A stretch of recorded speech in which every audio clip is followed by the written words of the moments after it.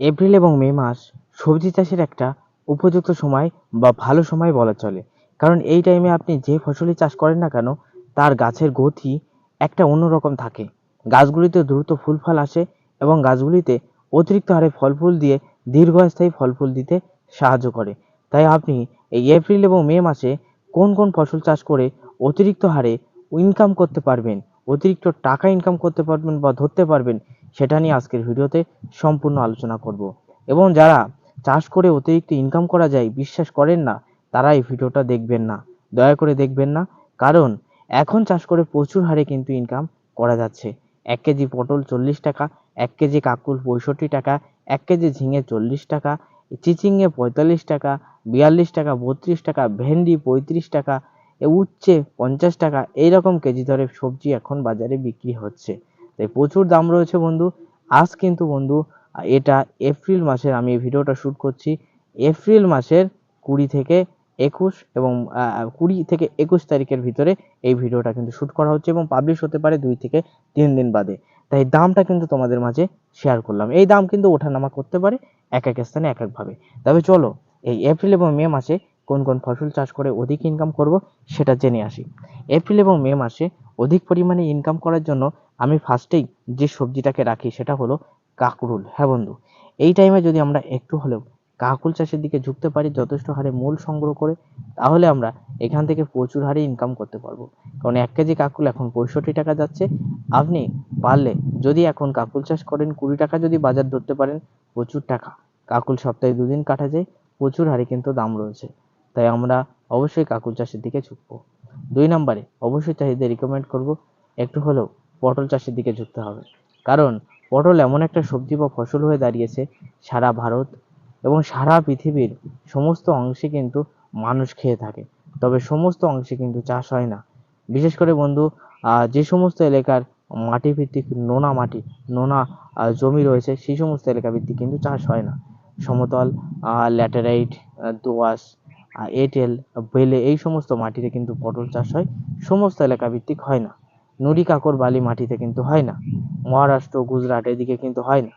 ফলে কিন্তু বন্ধু পটলের ডিমান্ড বা চাহিদা রয়েছে, যারা আমরা ওয়েস্ট বেঙ্গল এবং বাংলাদেশ, আসাম, ত্রিপুরা থেকে দেখছি এবং অন্যান্য সমতল ভূমি যেখানে পটল চাষ করা হয় সেখান থেকে যারা দেখছে, তারা কিন্তু একটু হলেও যদি পটল চাষ করতে পারি, এখান থেকে প্রচুর হারে ইনকাম করতে পারবো। ঠিক আছে, তাই আমি কিন্তু পটলকে রাখলাম। 3 নম্বরে আমি রাখবো কলা। হ্যাঁ বন্ধু, এই যে দেখতে পাচ্ছ কলা বাগান, এটা কিন্তু বন্ধু, এটাকে কিন্তু আমার এলাকায় ঠোঁটে কলা বলে। এত বড় বড় কিন্তু কাঁদি হয়ে থাকে, এত বড় বড় কাঁদি হয়ে থাকে, যার একটা কাঁদির দাম আমার এলাকায় বর্তমানে 7 থেকে 800 টাকা দরে কিন্তু বিক্রি হচ্ছে। একটা কাঁদির দাম যদি 7 থেকে 800 হয়, 100টা গাছ থাকলে 10 কাটায় প্রায় 100টা গাছ থাকে। 100টা গাছ থাকলে কিন্তু সেখান থেকে প্রচুর 70 থেকে 80 হাজার টাকা ইনকাম করা সম্ভব। তাই আমরা কিন্তু একটু হলেও কিন্তু আমরা এই টাইমে কলা চাষ করার দিকে ঝুঁকবো। ঠিক আছে, এবার 4 নম্বরে ফসল হিসেবে অবশ্যই আপনাদের বলবো বন্ধু, এই টাইমে আমরা যদি আষাঢ়ে ঝিঙে অর্থাৎ এই ফাল্গুন এই বৈশাখ মাসে লাগালে কিন্তু জ্যৈষ্ঠী এবং আষাঢ় মাসে কিন্তু ধরন দেবে। আষাঢ়ে ঝিঙে যদি চাষ করতে পারি, তাহলেও কিন্তু আমরা প্রচুর হারে ইনকাম করতে পারবো। এখন যেহেতু 1 কেজি ঝিঙে 40-45 টাকা কেজি দরে বিক্রি হচ্ছে, তখন যদি 20 টাকা বিক্রি পাই বা বাজার পাই, প্রচুর হারে কিন্তু দাম পাবো। তাই আমাদের এখন একটু হলেও আমাদের ঝিঙে চাষের দিকে ঝুঁকতে হবে এই টাইমটায়। তাই আমরা একটু হলেও ঝিঙে চাষ করব। অনামিকা এবং অন্যান্য কোম্পানির আমরা কিন্তু ঝিঙে চাষ করব।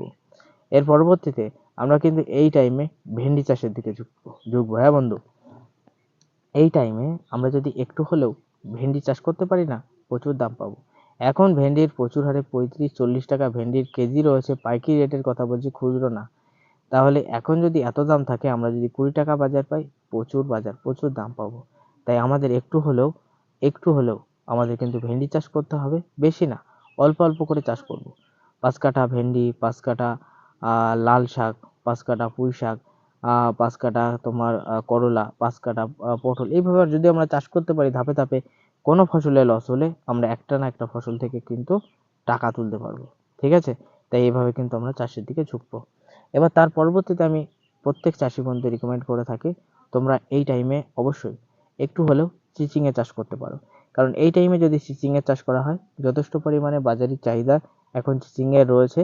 তাই চিচিংয়ে এই টাইমে যদি চাষ করা হয়, তাহলে আমরা প্রচুর হারে ইনকাম করতে পারবো। তাই চিচিংয়ে একটু হলেও আমরা এই টাইমটায় চাষ শুরু করব। তাই আপনারা যতটুকু পারবেন, যারা পারবেন, জমি পড়ে আছে বা পরিত্যক্ত জমি আছে, তারা চিচিংয়ে চাষ শুরু করবেন। এবার অনেকেই আছে অলস বা কুড়েমের চাষ, যেমন কলা একটা কুড়েমের চাষ, যথেষ্ট হারে পরিচর্যা করতে হয়, সপ্তাহে একদিন আসলেই হয়, তবে প্রতিদিন আসা লাগে না। ঠিক তেমনই আর একটা চাষ রয়েছে, সেটা হলো পেঁপে চাষ। হ্যাঁ বন্ধু, আপনি যদি 5 কাঠা বা 10 কাঠা পেঁপে লাগিয়ে থুতে পারেন, পেঁপের এখন বাজারে প্রচুর চাহিদা রয়েছে, প্রচুর দাম রয়েছে। যদি লাগিয়ে থুতে পারেন না, তাহলে আপনি যথেষ্ট হারে ইনকাম করতে পারবেন। প্রচুর ইনকাম রয়েছে পেঁপেতে।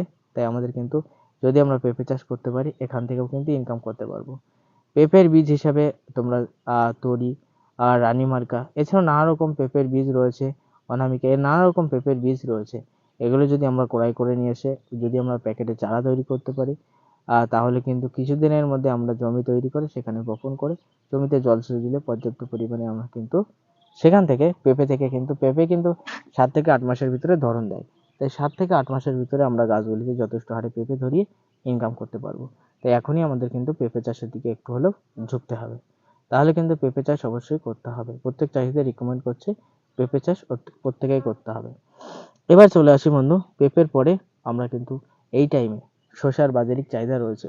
প্রচুর গরম পড়ছে, বাংলাদেশে শসার কিন্তু দাম নেই এবছর। বাংলাদেশের, যেহেতু বাংলাদেশ থেকে অন্য দেশে ইম্পোর্ট হয় কি জানি না, কিন্তু আমাদের দেশে শসার প্রচুর দাম রয়েছে, 40, 45, এমনকি 50 টাকা দরেও কিন্তু পাইকারি রেটে আমাদের কিন্তু শসা বাজারে বিক্রি হচ্ছে। তাই আমরা যদি একটু শসা চাষ করতে পারি এই টাইমে কৃষক বন্ধু, এই টাইমে প্রজা সিড, এই টাইমে যদি অনামিকা, এই টাইমে নবাব, এই সমস্ত যদি শসার বীজ আমরা চাষ করতে পারি, যথেষ্ট হারে প্রীতম সিড, এই সমস্ত শসার বীজ যদি যথেষ্ট হারে চাষ করতে পারি, আমরা এখান থেকেও প্রচুর হারে কিন্তু ইনকাম করতে পারবো। তাই এই টাইমে আমাদের কিন্তু শসা চাষ করতে হবে। অবশ্যই শসার পাশাপাশি তোমরা সাথী ফসল হিসেবে করলটা চাষ করবে, করলা বা উচ্ছে, এটা কিন্তু চাষ করতে পারো, পাতলা পাতলা দেবে। শসা হয়ে যাওয়ার পর করলা বা উচ্ছে তুমি যথেষ্ট হারে বাজারে বিক্রি করতে পারবে। তবে দানাটা একটু হেরফের করে বপন করবে। আজকে শসার দানা বপন করেছো, চারা হয়ে গেছে, তাহলে তুমি 1 থেকে 2 দিন বা যখন প্রথম সেচ দেবে তখন করলা বসিয়ে দেবে, নির্দিষ্ট জায়গা ফাঁকা রেখে দেবে। তাহলে করলা গাছে যথেষ্ট বয়স হবে না, করলা গাছ ঠিক থাকবে। ফলে শসা গাছ কেটে দেওয়ার পরে তখন কিন্তু সেখান থেকে যথেষ্ট হারে শসা তোমরা পেয়ে যাবে। বুঝতে পারলে? তাহলে এইভাবে কিন্তু আমরা চাষ করতে পারবো। আর যারা আমার জৈব চাষিরা রয়েছেন, বাড়িতে চাষ করেন, তাদেরও বলবো একটু হলেও বাগানে, ছাদে একটু হলেও চাষ করো, একটু হলেও চাষ শুরু করো। কারণ এখন সব রাসায়নিক, যেটা খাচ্ছ সব বিষ। ফলে কিন্তু আমাদের শরীরে কিন্তু ড্যামেজ বা এরকম সমস্যার সৃষ্টি হচ্ছে অঙ্গ প্রত্যঙ্গে। তাই আমি বলবো একটু হলেও বাড়িতে চাষ করো। তাহলে তোমরা জৈবভাবে চাষ করলে সেগুলো খেলে তোমাদের কিন্তু নিজেদেরই উপকারে আসবে। তাই একটু হলে জৈব আমাদের চাষের দিকেও কিন্তু ঝুঁকতে হবে। জৈব চাষের বীজ টিজ সেটা আমাকে বলবে, আমি পাঠিয়ে দেবো, সেগুলো নিয়ে চাষ করবে। ঠিক আছে? সেগুলো নিয়ে চাষ করবে, তাহলে তোমরা প্রচুর হারে কিন্তু ইনকাম করতে পারবে। বুঝতে পারলে? এছাড়াও কিন্তু তোমরা বিশেষ করে যে সমস্ত দর্শক বন্ধুরা লঙ্কা চাষের দিকে চাষ করতে খুব ভালোবাসেন, যে সমস্ত এলাকা ভিত্তিক লঙ্কা হয়ে থাকে মাঠগুলিতে, যেমন আমাদের মাঠগুলিতে সত্যি কথা বলতে লঙ্কা হয় না সেভাবে, গাছের পাতা কুকড়ে যায়, ফলে চাষিরা কিন্তু ভয়তে চাষ করে না।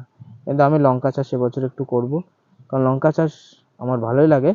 তবে লঙ্কা চাষের ক্ষেত্রে একটু ঝুঁকি রয়েছে, গাছগুলি কুকড়ে যায়, গাছে যথেষ্ট ফল ফুল আসে না, গাছে যথেষ্ট লঙ্কা পাওয়া যায় না, এইরকম কিন্তু একটা সমস্যা হয়ে থাকে বিশেষ করে লঙ্কা গাছের ক্ষেত্রে। তাই চাষিদের আমি বারে বারে বলবো, বিশেষ করে যদি লঙ্কা চাষ করো, তাহলে কিন্তু সঠিক জাতটা চুজ করে নেবে, চাষির কাছ থেকে জাত চুজ করবে। দেখলে যে কোনো চাষির লঙ্কা ভালো হয়েছে, সেই চাষির কাছ থেকে বীজ রেখে বা 20টা বা 25টা বা 30টা বা 50টা লঙ্কা তুলে আনলে, তাকে টাকা দিয়ে দিলে, পাকা লঙ্কা তুলে এনে তাকে টাকা দিয়ে দিলে কাঁচা লঙ্কার দর, নিয়ে সেটাকে তুমি যথেষ্ট হারে রোদে শুকিয়ে চারা তৈরি করলে বা বীজ তৈরি করলে, বীজ তৈরি করার পর যদি তোমরা পাতকলা তৈরি করতে পারো না, সেখান থেকে যা লঙ্কা পাবে ওই কেনা বীজে কিন্তু তাই পাবে না।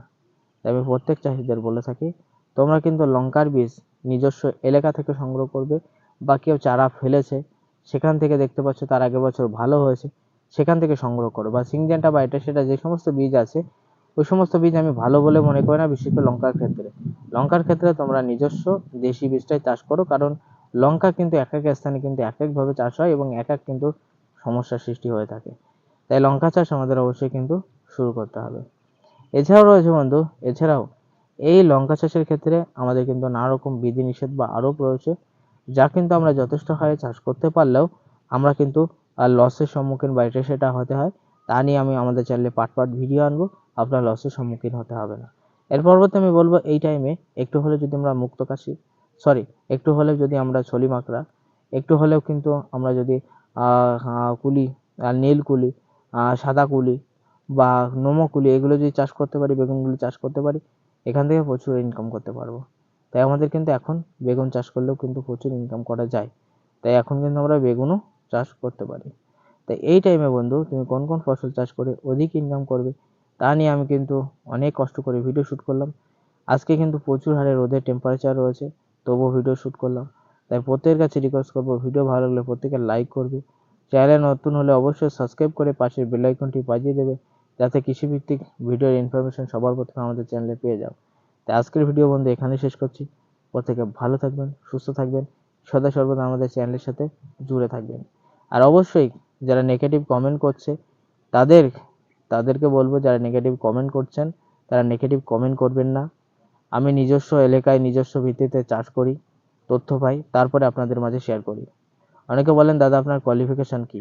আমার কোয়ালিফিকেশান হলো BSc honours geography, MSc agriculture Rabindra Bharati university. তোমরা জানোই, তার পরবর্তী চাষে নামা, চাষের থেকে অভিজ্ঞতা সমস্ত, তার থেকে কিন্তু আমার অভিজ্ঞতা বা জ্ঞান রয়েছে, তার উপর ভিত্তি করে কিন্তু তোমাদের মাঝে ভিডিও দিই। তাই নেগেটিভ কমেন্ট করার আগে অবশ্যই ভেবেচিন্তে তবেই কিন্তু কমেন্ট করবে। তাই আজকের ভিডিও এখানে শেষ করছি। প্রত্যেকে ভালো থাকবেন এবং কমেন্টে যদি কোনো প্রশ্ন থেকে থাকে কমেন্ট করবেন, আমি যথাযথ অ্যান্সার বা উত্তর দেওয়ার চেষ্টা করব। ভালো থাকবেন প্রত্যেকে, টাটা।